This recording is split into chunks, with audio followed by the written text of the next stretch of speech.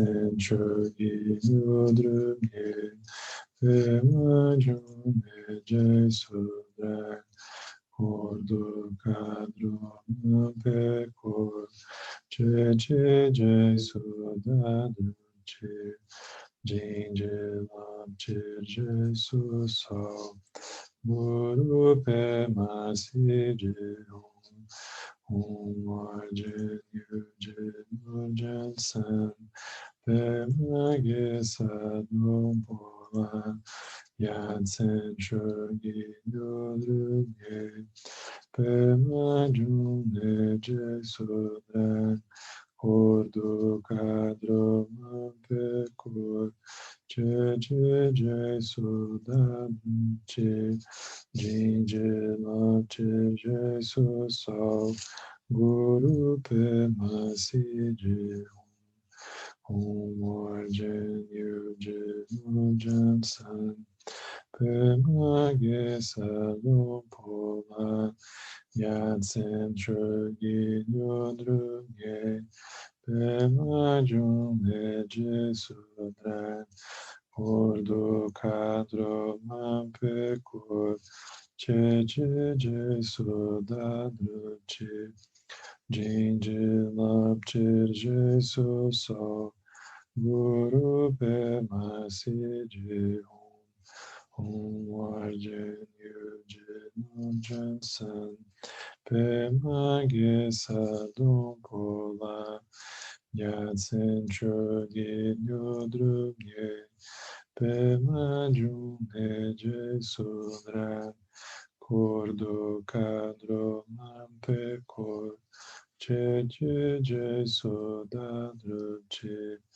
Jinje Lapcher Jesuso Guru Pemasi Jehom Sanje Chodan Sochi Chonaman Jancho Badu Dagni Chapsuchi Dagi Jinso Jipe Sonanchi Ruma Pinchi Sanje Drupashu Sanje Chodan Sochi Chonaman Jancho Badu Dagi Chapsuchi Dagi Jinso Jipe Sonanchi Drula Pinchi Sanje Drupashu Sanje Chodan Sochi Chodala Jancho Badu Dagi Chapsuchi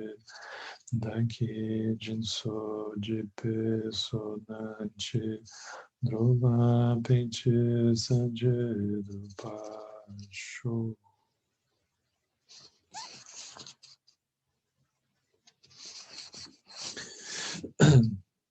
Então, esse capítulo que a gente está olhando, que fala sobre o respeito, embora ele seja curto, ele tem descrições muito interessantes, né? Especialmente essa parte final que a gente vai olhar hoje. É como se Chilen Norbu ele utilizasse essa analogia do respeito, né? De ter respeito por alguma coisa, por alguém, assim por diante, como uma metáfora para a gente olhar para muitos diferentes pontos da vida, do samsara, mas também do caminho, da realização.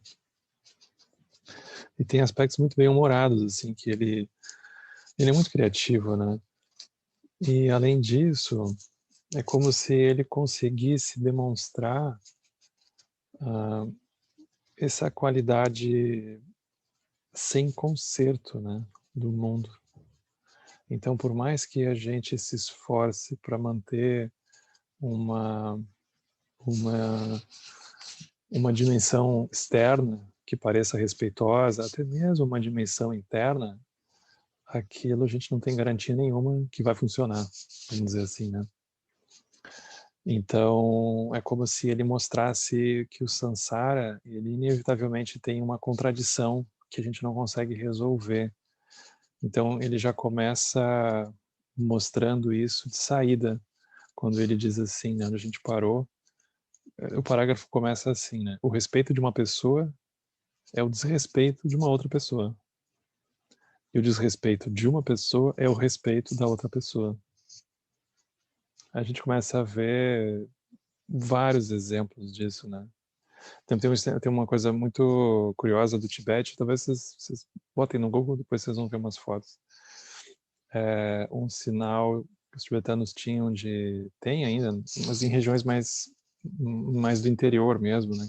Menos contato com a China, de mostrar a língua, botar a língua para fora, como um sinal de boas-vindas. Tem umas fotos ótimas, assim, dos tibetanos, né? Então aquilo é um sinal de boas-vindas para eles, né? Aí o respeito de uma pessoa, o desrespeito para outra. Se a outra não sabe, já não pega bem, né? Mas a gente não precisa ir para o Tibete, né? A gente já olha assim para o nosso dia a dia, a gente imaginando que está fazendo alguma coisa para agradar e está sendo extremamente desagradável para outra pessoa. Está cheio desses exemplos, né? Pode ser alcançar um copo d'água para a pessoa. Aí a pessoa se sente atropelada pelo nosso autoritarismo de nem deixar a pessoa ter a autonomia dela de poder se servir de um copo d'água, porque a gente é tão autoritário que nem isso é possível. E aí vai, né? A gente vai destilando exemplos, né? Então, ele vai mostrar como é delicado esse tema, né? Extremamente delicado, mas é alguma coisa que a gente está completamente mergulhado dentro. Então, ele vai mostrando como que dentro do aspecto grosseiro, né, especialmente, e sem uma compreensão profunda do aspecto sutil, não tem como ter garantias ou a gente imaginar que a gente vai chegar num denominador comum, né? Então, vocês vão perceber que ele vai destilar aqui uma abertura, uma sutileza muito profunda, uma capacidade de ser completamente aberto para entender o que o outro está pensando, né? Então, ele nos convida a olhar para muitos diferentes pontos, né, que realmente nos tocam, sejam em conexão com o próprio budismo, mas seja também em conexão com a vida, né? Tendo um caminho, não tendo um caminho.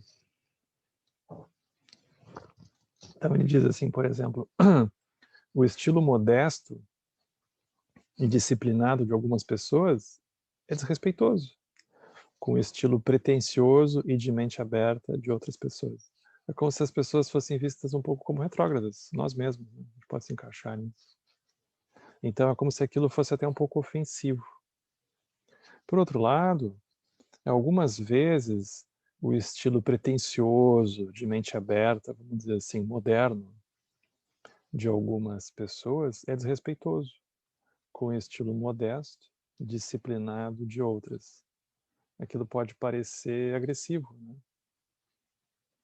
A gente não necessariamente tem a sutileza, a sensibilidade de perceber o que é o melhor naquele momento, né? Então ele vai nos convidando a olhar para como se fossem nuances delicadas, né, das interações assim que a gente tem uns com os outros, né? Então a gente vê isso, né? O estilo pretensioso, ele pode ser visto como desrespeitoso. Da mesma forma, o estilo modesto, disciplinado, ele é visto como desrespeitoso. Aí ele segue coletando exemplos dessa qualidade inconsertável das coisas, né? Para a gente se dar conta que não tem uma via de regra, né? A gente não vai encontrar isso, não tem como. Então ele diz, porque a intimidade entre pessoas, né? Ela vem do amor e da confiança.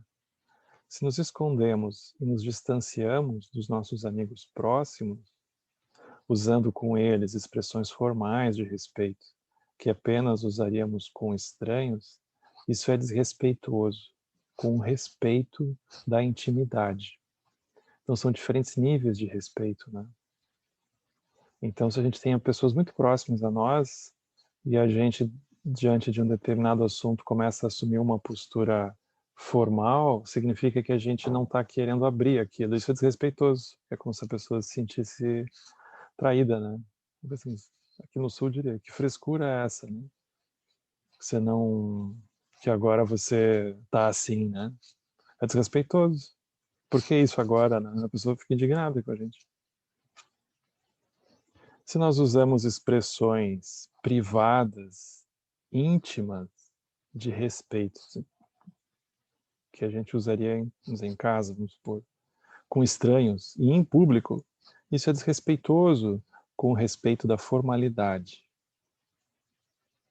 Que a gente nunca sabe direito qual que é a definição desse respeito da formalidade, porque a gente sempre dá bola fora, né, um pouco, mas a gente imagina que tem coisas que a gente pode fazer e tem coisas que a gente não deveria fazer. Né?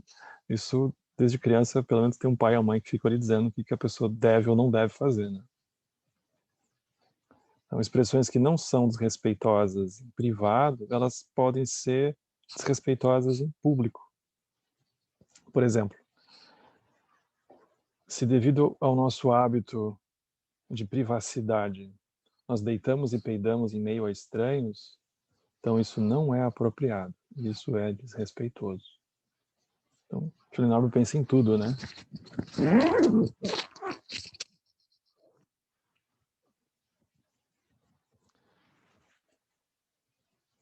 Engraçado isso aqui.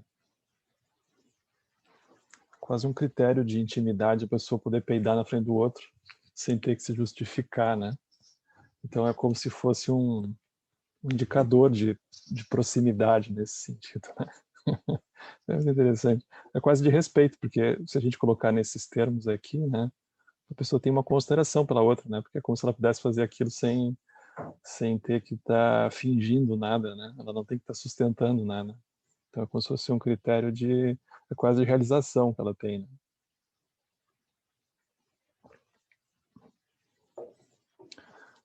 Aí ele segue usando exemplos. Se nós usamos gírias frequentemente, isso pode ser desrespeitoso com o estilo literário dos eruditos e filósofos. Porém, se nós usamos uma linguagem prolixa, complicada, isso pode ser desrespeitoso com a linguagem desobstruída natural dos santos, que ela é como um espelho. Ou seja, a delicadeza. Ele, a cada momento, ele está realmente parado diante da situação que está acontecendo com ele e ele está tentando entender o que é que o outro está vendo, como que o outro está vendo. Que para nós é um super ensinamento, porque se a gente tem um nível de apego que a gente não considera como apego, mas a gente considera como uma militância, a gente poderia dizer assim, ou como o jeito certo, a gente olha para alguém que tem um estilo formal e aí a gente olha para o outro e pensa, o outro está apegado nisso. Eu deveria ir lá, então, produzir algum movimento para ver se, de algum modo, eu faço com que o outro saia dessa caixinha de formalidade. A gente suspeita disso, mas a gente não necessariamente tem a paciência ou tem a flexibilidade de se permitir entrar dentro do que o outro está fazendo e entender os limites dele e assim por diante, né? Isso aqui é como se fosse o tema de casa do Bodhisattva, né? Ele está usando a sabedoria do espelho em muitas diferentes situações. Então ele diz, se nós escrevemos incontáveis explicações de uma forma analítica e elaborada, e nós não podemos sintetizá-las em sua essência, isso é desrespeitoso com o estilo dos eruditos, dos filósofos e dos santos. Aí ele dá dicas assim de quase jardim de infância para nós. Né? Ele diz, olha, quando alguém está dando conselhos com boa intenção, é desrespeitoso não responder, entendo. Né? Tipo, é verdade o que você está dizendo. Mesmo que já saibamos o que estão tentando nos dizer, é desrespeitoso dizer eu já sei, em vez de obrigado. Se usamos sátira e sarcasmo com a intenção de beneficiar os outros, isso pode parecer desrespeitoso para alguns, mas na verdade é respeitoso. Se nós usamos a polidez e a fala suave para elogiar outros com a intenção de beneficiar nós mesmos, mesmo que externamente isso pareça respeitoso, na verdade isso é um artifício desrespeitoso. Então depende muito como que a gente está olhando, né? Isso aqui ajuda muito a gente a desconstruir uma imagem idealizada que a gente tem de ter um jeito fixo de se relacionar com as coisas.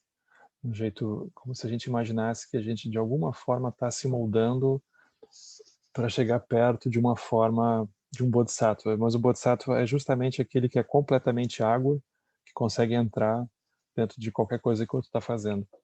Ele não tem uma intransigência, né? Então ele começa a falar agora sobre a conexão disso com a prática, né? Com o caminho. Então ele diz assim: se nós ensinamos o Dharma, nós explicamos o Dharma para pessoas que não têm a capacidade ou o desejo de entendê-lo, isso é desrespeitoso com o Dharma. E para não dizer com a própria pessoa, né? Porque a pessoa não perguntou. Se nós ensinamos o Dharma para pessoas que já o entendem, tem problema também.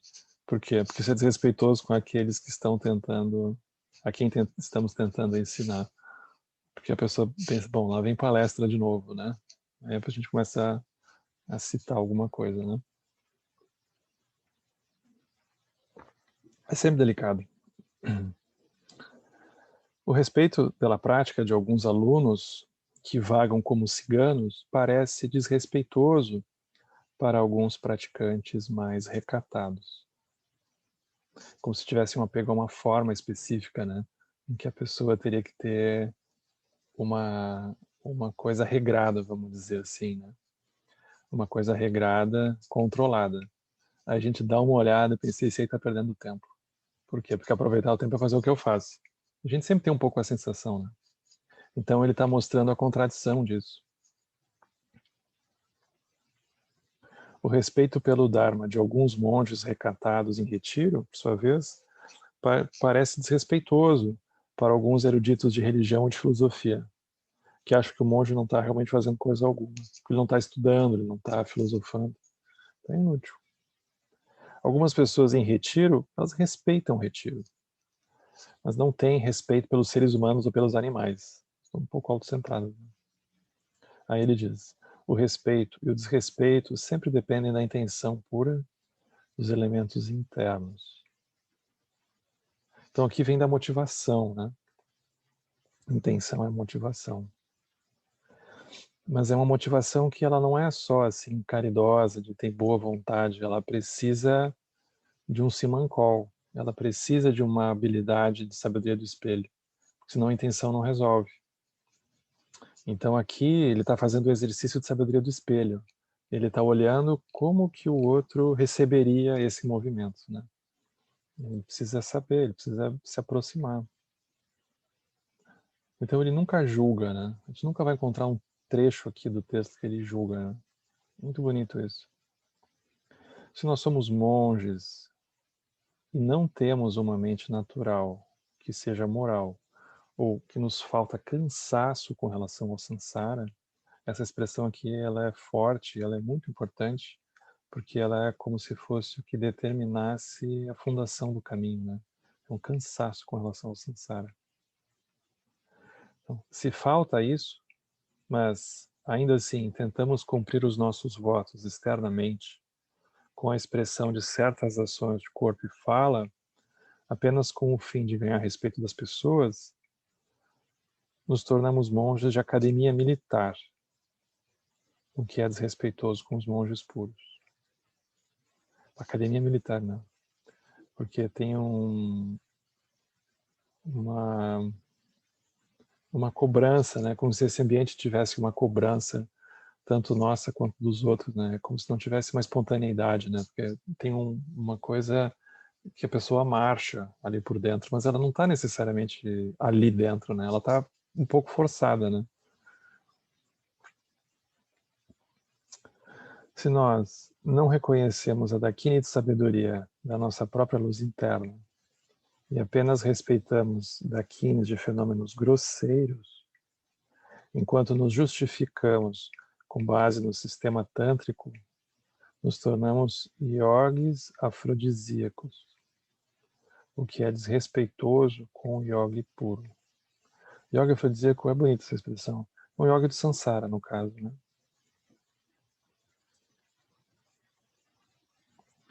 Se não praticamos o Dharma, mas apenas falamos continuamente, sem fé, no nosso professor, sobre os seus ensinamentos, suas iniciações, sobre a nossa prática, os nossos retiros, criando uma lista de compras do Dharma, então as nossas mentes impuras se tornam constipadas e acabamos com hemorroidas de Dharma, o que é desrespeitoso com o verdadeiro praticante do Dharma e com o Dharma puro.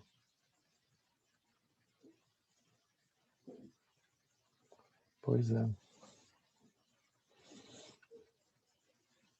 Você veja que legal isso aqui. Se nós, isso é como se fossem elementos que a gente deveria realmente parar para observar como que eles estão presentes em nós.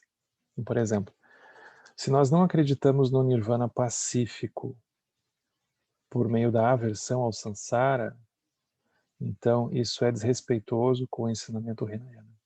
Então, sempre que a gente localizar um sentimento, uma sensação de aversão ao samsara, em detrimento de alguma coisa pacífica em outro lugar, isso é o Hinayana. Aí, naquele momento, é como se a gente pudesse perceber qualquer outra coisa que não aquilo é desrespeitoso para nós. A gente diz, não funciona, é inútil. O que funciona é isso. Como outra coisa é isso?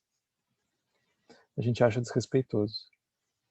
Aí ele segue, ele diz assim, mesmo que acreditemos no extremo do nirvana pacífico, por aversão ao outro extremo do sofrimento no samsara, isso ainda será desrespeitoso com os ensinamentos do Mahayana, porque assim abandonamos todos os seres sencientes no samsara, para apenas permanecer no nirvana por nosso benefício próprio. A pessoa pergunta, bom, e os outros estão aonde nisso, né? A pessoa está abandonando o oceano do sofrimento samsara, está chegando num lugar pacífico, e os seres? Dá uma olhada assim, onde é que eles estão, né? Então, para o Mahayana, isso é desrespeitoso. É desrespeitoso. Como lidar, né? Como conciliar isso que parece contraditório, né? Como navegar no meio disso, né? Aí ele fala, mesmo que tenhamos respeito pelos sistemas Hinayana e Mahayana, se não temos meios hábeis para rapidamente transformar as condições do samsara na deidade de sabedoria, isso será desrespeitoso com o sistema Vajrayana. Então, se a gente não tiver criatividade, né, que o Vajrayana todo ele é sobre isso, é como transformar as condições no samsara em sabedoria. Como fazer isso, né? Não tem uma cartilha, mas ele é sobre esse encontro dessa motivação com o reconhecimento de que aquilo pode ser uma outra coisa, então essa vacuidade, e tem uma energia dinâmica que procura então encontrar meios hábeis. Isso é o Vajrayana. Se não tiver isso, o Vajrayana vai dizer, é inútil, é desrespeitoso. Aí ele segue em cima disso. É interessante, porque são classes de ensinamento que a gente está exposto, né? Quem reza para as deidades femininas como Tara é desrespeitoso com o sistema Hinayana. Você deveria entender isso, para não precisar criticar o sistema Hinayana, né? Porque quando a gente faz alguma coisa, é muito provável que a gente se torne sectário daquilo que a gente está fazendo. Então é como se ele estivesse alertando a gente, né? Porque é difícil muitas vezes perceber, porque a gente está totalmente imerso. Como está dentro da água, eu não acho que tem alguma outra coisa acontecendo, né? Então a gente quando encontra outras coisas, é como se ele estivesse reconhecendo uma naturalidade da gente tentar tornar o outro mais parecido com o que a gente faz, né? Como se o outro fosse uma versão um pouco empobrecida de nós mesmos, né? Aí se o outro, ele, enfim, fizer o que a gente faz, ou o que a gente diz para ele fazer, aí quem sabe ele melhora, né? Aí ele diz, bom, quem discrimina entre os seres sencientes, sejam eles homens ou mulheres, insetos ou humanos, sem reconhecer a natureza de Buda inerente neles, é desrespeitoso com o sistema Mahayana. Quem não aceita que a deidade de sabedoria está além de nossa mente comum, e assim não faz oferendas puras, é desrespeitoso com o sistema tântrico externo. Aí a pessoa olha e pensa, bom, enquanto essa pessoa não fizer oferendas assim, ela não, coitada, ela vai ficar fazendo essas práticas aí, desse ensinamento aí que ela está fazendo, que ela não ouviu ainda aquilo que eu já ouvi. Então, é como se aqui fosse a gênese do sectarismo, né? Como que ele começa a surgir.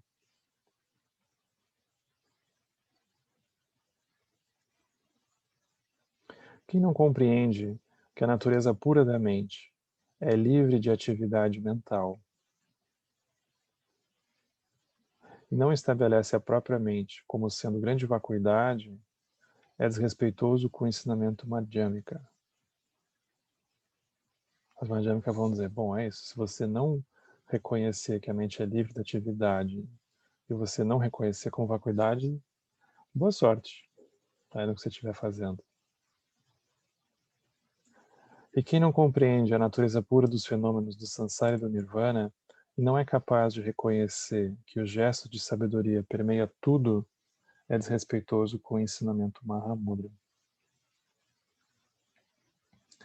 Então, uma descrição, especialmente do ensinamento Mahamudra, do ensinamento Dzogchen, é que quando a pessoa se aproxima, ou ela minimamente tem um insight, realiza isso, mesmo que não de maneira estável, é como se isso não só fosse o pico da montanha, mas naquele momento tudo aquilo que levou até o pico fosse então reconhecido como completamente indispensável e como sendo também uma manifestação daquele lugar. Então é o único jeito da gente abandonar o sectarismo, porque ele não vai fazer sentido. Agora, se a pessoa começa a praticar isso aqui e ela se torna sectária com outras coisas, é porque ela está fazendo da boca para fora, né? Ela está de fato em algum outro lugar. Aí ele segue falando sobre isso, né? Ele diz, bom, quem observa que não há diferença entre a semente, que contém todos os elementos de forma dormente, e o seu resultado é desrespeitoso com o fazendeiro comum. Quem não estabelece a verdade relativa e a verdade absoluta como separadas, que é um pouco o que a gente faz, né? Bom, tem a verdade absoluta que está lá, mas a verdade relativa é assim, eu tenho coisas para resolver aqui. Quem não abandona o samsara para aceitar o nirvana, e quem não observa que a semente e o seu resultado são diferentes, é desrespeitoso com o ensinamento da filosofia religiosa em geral. Uma coisa é o céu, outra coisa é esse negócio, esse lugar aqui que a gente anda. Então, se não for desse jeito, vai sempre soar um pouco desrespeitoso.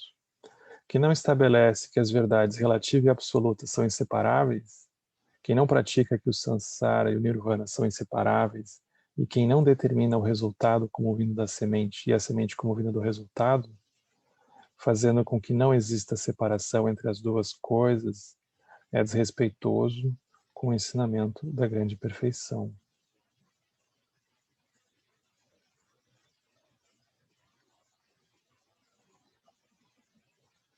E agora vem a partezinha final, né, que a gente já está indo para a conclusão, que é uma parte muito bonita, né? Essa parte final aqui.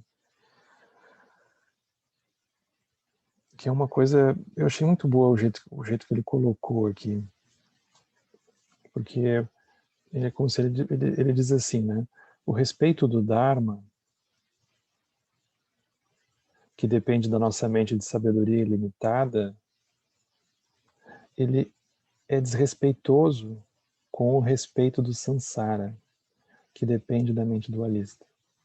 Então, quando entende o Dharma ele vai ser desrespeitoso com o samsara. Não tem como ser diferente.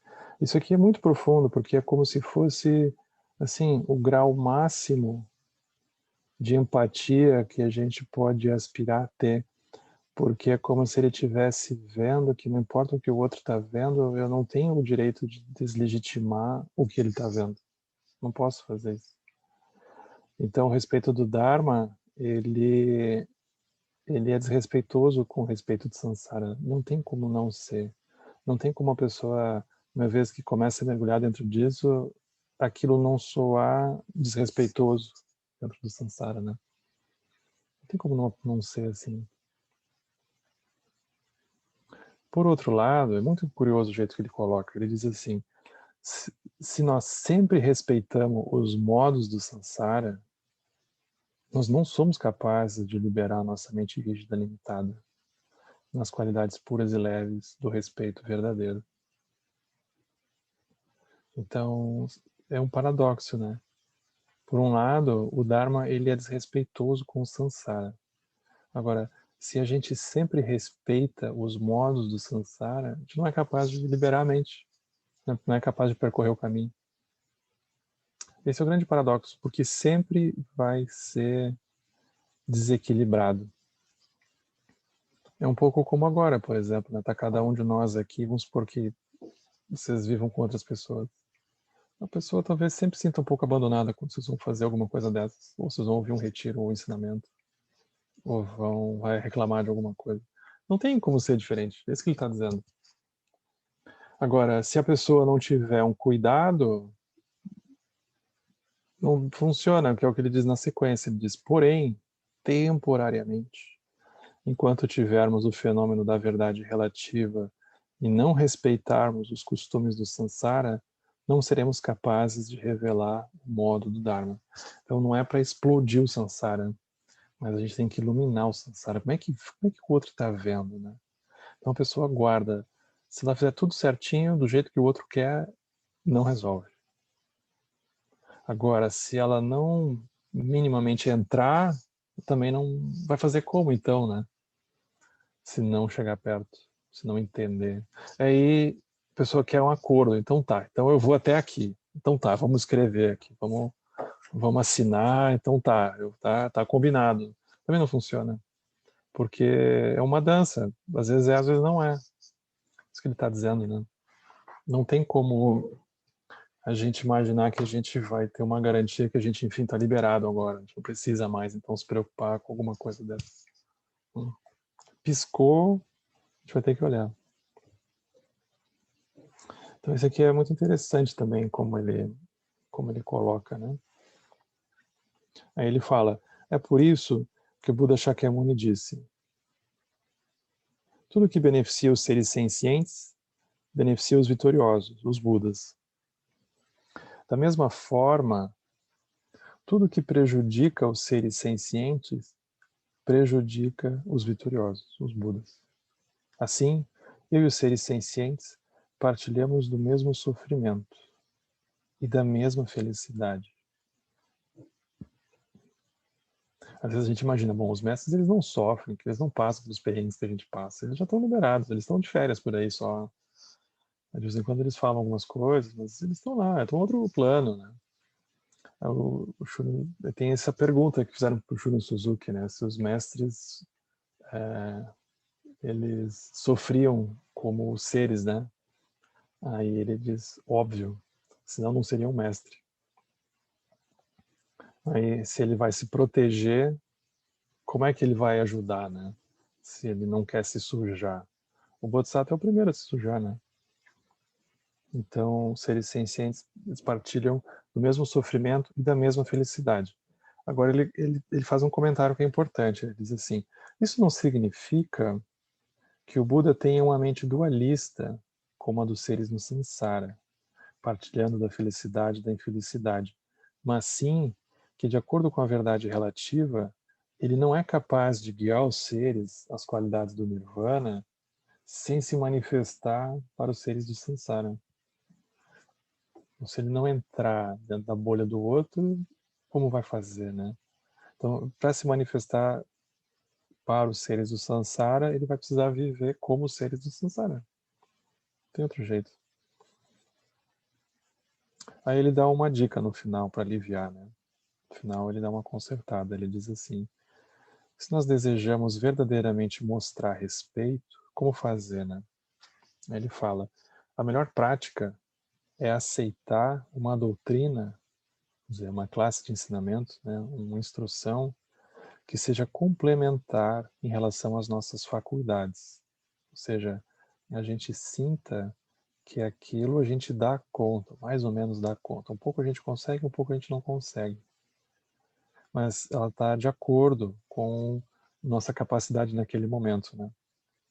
Pelo menos até que tenhamos transformado a conceptualização em manifestação de sabedoria. E o desrespeito dos elementos pesados e grosseiros com o respeito dos elementos leves e sutis, que está além tanto do respeito quanto do desrespeito, na nossa própria essência pura e secreta. Então, só resolve com o aspecto secreto, né? Mas ele dá uma dica para o caminho, né? Que a gente vai precisar olhar se aquele ensinamento que a gente está praticando, ele é justamente a chave que a gente usa na hora que emperra. Então, na hora que emperra, qual é a chave que a gente usa para desemperrar? Então, isso é perceber onde é que eu ando, né? Mais ou menos assim, né? O que que eu dou conta nesse momento? O que que eu acho que eu consigo fazer? O que que eu acho que pode ser útil aqui para ampliar o que seja, né? Aí ele tem uns versos aqui muito gozados no final. Ele diz assim: o latido alto de um cachorro paranoico é desrespeitoso com os ladrões, mas ele é respeitoso com o dono. A gente reclama se não latir ainda, né? Líderes mundiais obedientes, obedientemente imersos em luxo, são desrespeitosos com os fenômenos gerais da sociedade, mas respeitosos com as suas esposas autocentradas e controladoras. Professores espirituais ambiciosos, sem realização, eles são desrespeitosos com o ponto de vista budista puro, mas eles são respeitosos com os patrocinadores ricos. As flores que um bodhisattva envia após receber flechadas, elas são desrespeitosas com os costumes mundanos impuros, mas elas são respeitosas com o costume impuro do bodhisattva. O mundo não vai entender o que o bodhisattva faz, né? Mas para aquela motivação aquilo faz todo sentido. O gesto de equanimidade imaculado do Buda é desrespeitoso com todas as mentes dualistas neuróticas, que separam a verdade relativa da absoluta, mas é respeitoso com a mente de sabedoria não dual, na qual a verdade absoluta e relativa são inseparáveis. Esse é o final desse capítulo super bonito sobre respeito, em que ele usa essa categoria, né, para pensar muitas coisas.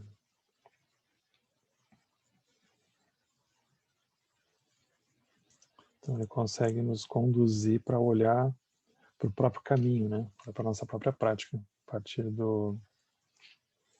dessa dimensão de respeito.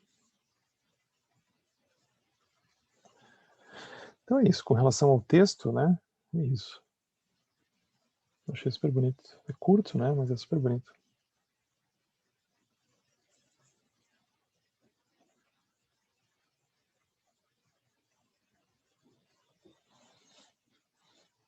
Tá aberto, gente. Por favor, se alguém quiser fazer alguma coisa. É o fio da navalha, né, gente? É verdade. Escorregou um pouquinho.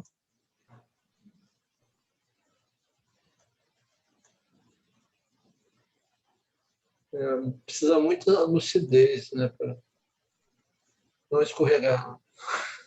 É. Tem que estar disposto a não querer consertar o outro, né? Para nós é super difícil.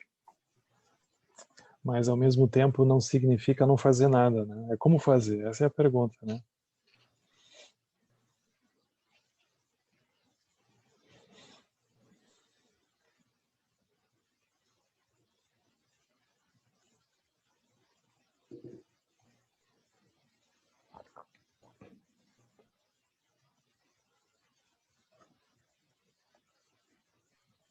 Henrique, Oi, peraí.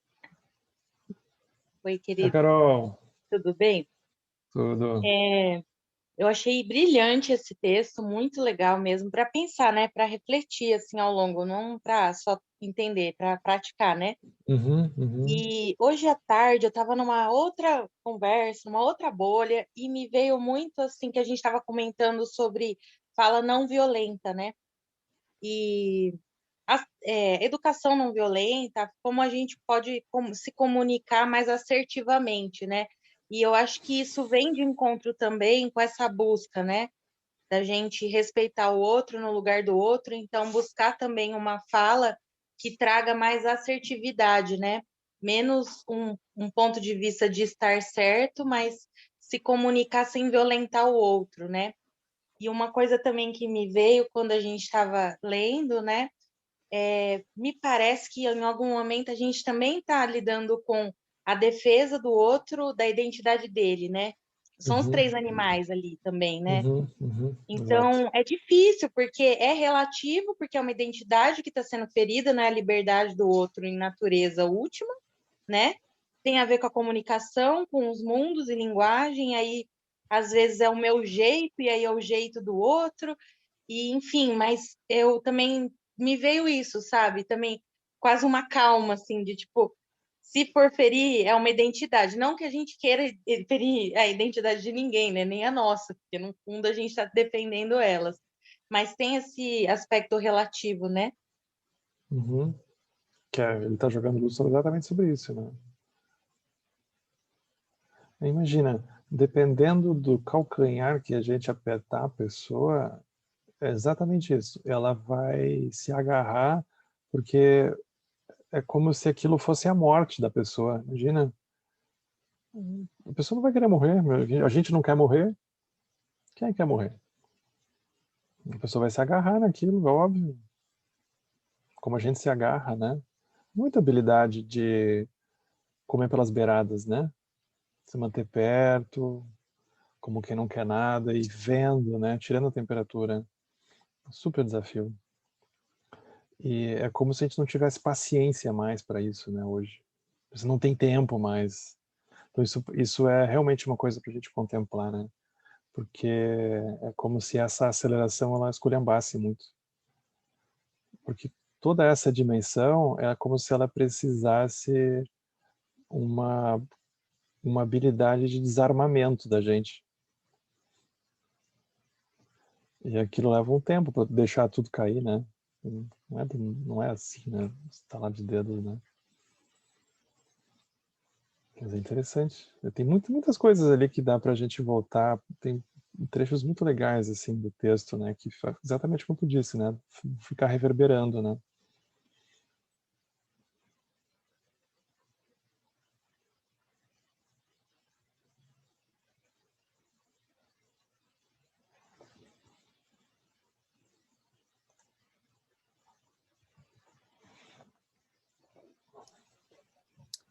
Oi, Henrique. Pois é, Tudo bem? tudo. Então, eu tinha dado uma lida no texto antes, né? Uhum. E achei, assim, eu achei meio desconcertante, assim, o texto, sabe? Eu fiquei, né, tentando interpretar. E aí assim, eu fiz uma leitura, eu queria ver se o que tu acha, né? De que ele, ele de uma certa forma, ele relativiza o respeito, né? Que Uhum. o respeito não seria, né, em todos os exemplos ele está sempre dizendo o respeito, se for em relação a isso, pode ser desrespeito, mas se for em relação àquilo, pode não ser, né? Assim, ele não diz exatamente assim, mas eu interpretei que, assim, Uhum. depende, ou seja, que esse relativismo depende um pouco da bolha que a gente está, né? Dependendo da bolha, aquilo pode ser desrespeitoso ou não, né? Não Uhum. sei, Exato. Exato, é. Não dá tu para acha? saber de antemão, né? Uhum. Tu acha que é mais ou menos isso que ele É está isso? querendo dizer? É? Uhum. Certeza.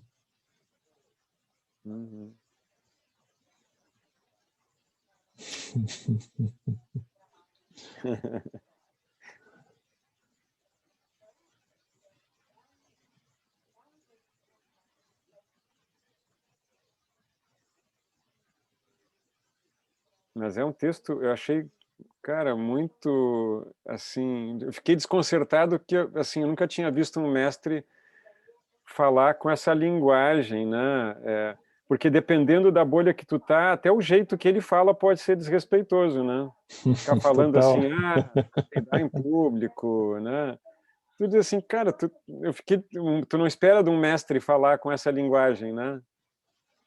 Então, dependendo Aí do lugar que ele tá, já não... revela, exato, ele revela já a nossa fixação, né? A gente tem uma idealização mais ou menos grande de como as coisas deveriam ser, né? Aí isso vai atrapalhando tudo. Mas ao invés dele ficar, vamos dizer assim, criticando, dizendo que é Sansara, ele vai convidando a gente a dar um passeio, né? Se ele pegasse a gente pela mão e diz, olha, vamos ver umas coisas. Aí ele diz, olha, vê isso, vê isso, vê isso, né? Muito bacana, né? A fruta não cai longe do pé, né? Não é à toa que o Exato. Zuxar é filho dele, né? Exato.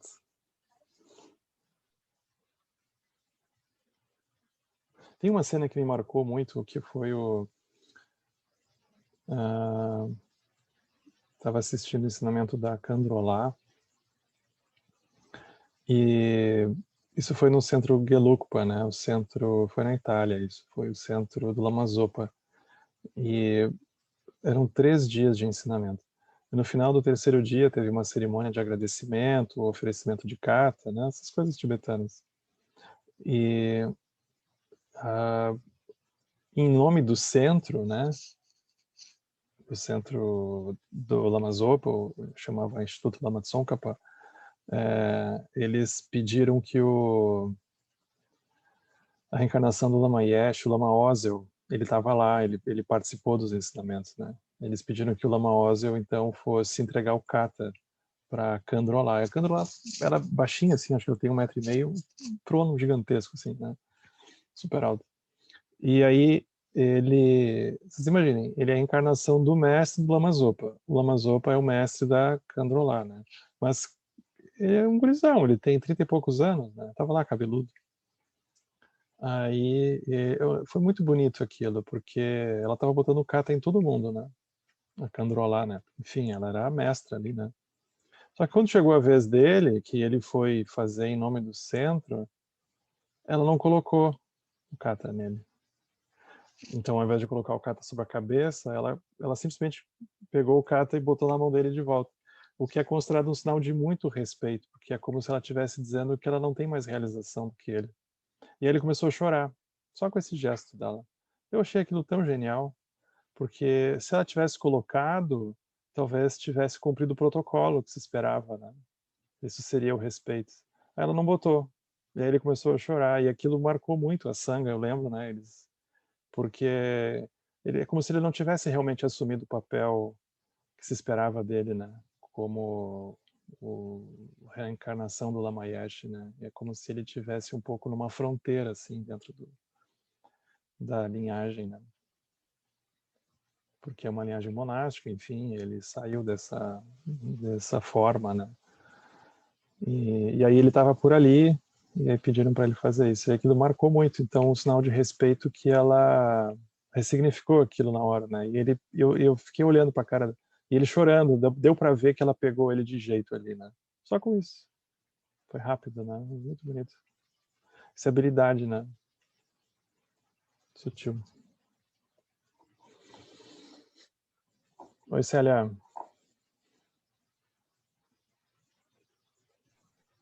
Oi, Henrique. Boa noite, tudo bem? Boa noite.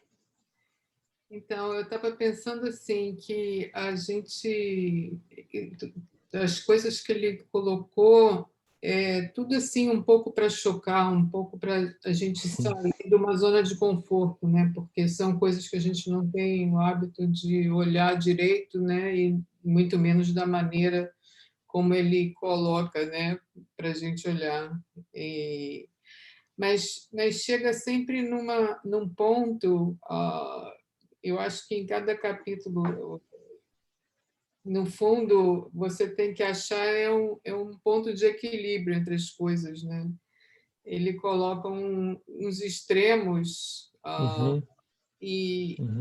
e você pode agir ou com complacência ou com agressividade, quer dizer, ou você mais aceita, né? Aceita a situação ou é mais uma coisa de acolhimento, ou você vai agir e fazer alguma coisa e ir numa certa direção. Então, tem que achar um ponto que você vai o mesmo que ela estava falando antes de falar com uma fala mais agressiva. Você quer ser assertivo, você quer ser firme na sua fala, mas você não quer ser agressivo, porque você vai ofender a outra pessoa. Então, é assim, é andar Dá um em nó, casa né? de ovos, né, o tempo todo, com muitos cuidados, uma coisa assim, né? Foi essa a impressão que me passou. E até foi interessante, porque estou acompanhando esses dias Radical Compassion com a Tara Brach, que tem tido umas entrevistas muito interessantes. Cada dia ela entrevista uma pessoa diferente e ela fazendo as perguntas. E hoje foi a Christine Neff, que escreveu esse livro de autocompaixão que acabou de sair pela Luz da Letra, e ela estava falando sobre yin e yang na questão de autocompaixão, que você tem que primeiro ter atenção a si próprio para poder enxergar o outro e poder aceitar o outro. Então, daí vem toda a conversa dela sobre autocompaixão, que ela está muito interessante, a conversa dela de hoje, mas eu achei interessante a referência que ela fez aí ao Yin Yang, que é essa coisa de equilíbrio, justamente desses opostos, né? Uhum. Então, achei interessante a referência. Obrigado, é verdade. Legal, obrigada.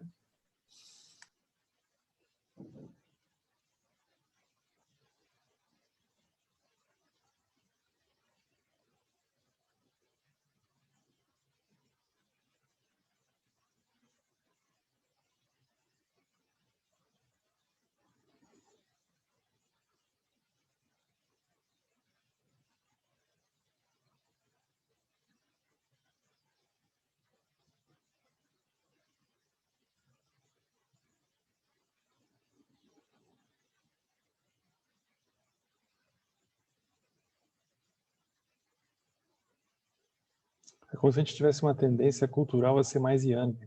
A gente privilegiasse, né, a interferência, né? A nossa Mas cultura a atual é nossa cultura, né, muito fazer, yang, é. E aí né? como se ele estivesse trazendo esse contraste de como se fosse um lugar mais yin, né? Que é o lugar das dakinis. Mas não que as dakinis não possam ser yang, né? Mas é como se tivesse pelo menos uma sensibilidade, né? Uma disponibilidade de investigar isso, né? Como se fosse na qualidade das dakinis, que é o que ele traz aqui. Né? Parte do acolhimento, né? Com uma coisa É. mais de ternura, um olhar mais terno, mais compassivo, para poder se expressar mais na linguagem da sabedoria do espelho, né? Uhum, uhum.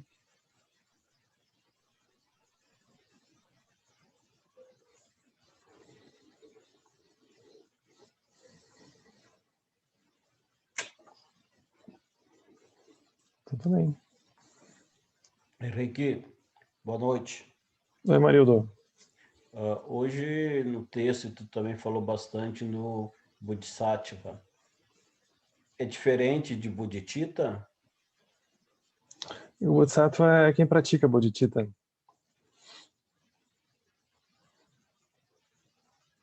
Então, é como se fosse a Bodhicitta, é a intenção, né? É a intenção. Aí o Bodhisattva, ele surge como, é o que surge dessa intenção, né? Surge como Bodhisattva. os textos eles trazem uma conotação muito terra. O Bodhisattva é o guerreiro, tem uma conotação terra, né? Mas o Bodhisattva é como se fosse a energia que surge a partir da bodhicitta, uma energia de ação, de movimento, né? Que surge a partir da bodhicitta.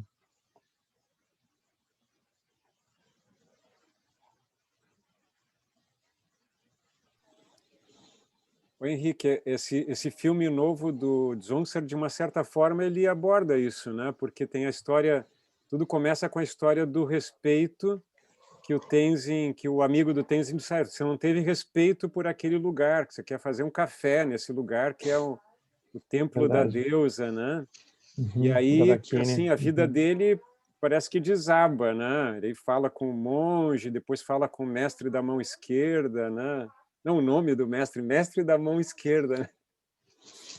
Muito bom. E aí, assim, aí ele muda toda a bolha dele, né? Aquilo faz ele mudar toda a visão de mundo dele, né? Tem a ver um pouco com essa história, né? De ele passou a respeitar todo um universo sutil que ele não enxergava, né? Que ele não respeitava, né? Ele não considerava. Uhum. É isso, eles dão uns dias de sentença de vida para ele, que ele vai morrer, ele não tem a menor ideia se aquilo é verdade ou não, mas na dúvida, ele vai, né? Isso é o Vajrayana. Eles amarram a pessoa de algum jeito. Uhum. Aliás, esse filme dava um belo estudo, né? Verdade, verdade. Tem muita coisa legal ali. Uhum.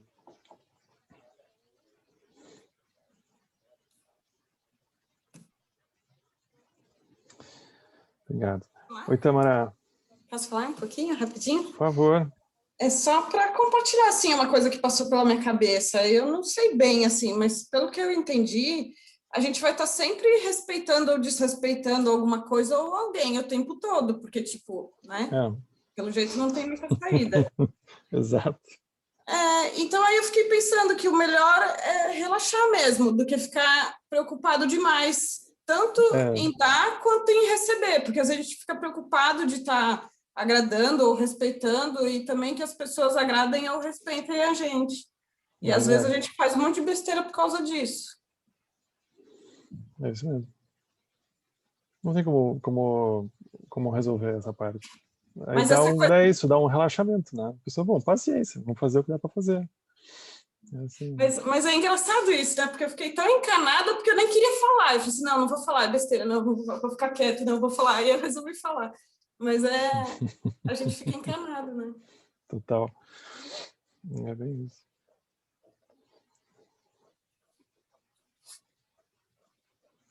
Então tá, gente. Obrigado. A gente vai fazer a dedicação.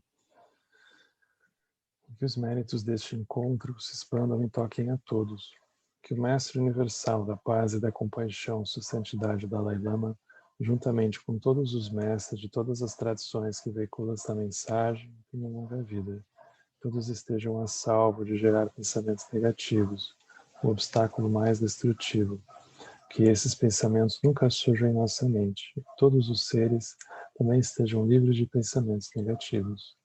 Que no Chosun Ling Chodan Sasun Cha Parpel Brojo Chosun Namadan Vibra Sun Gevesho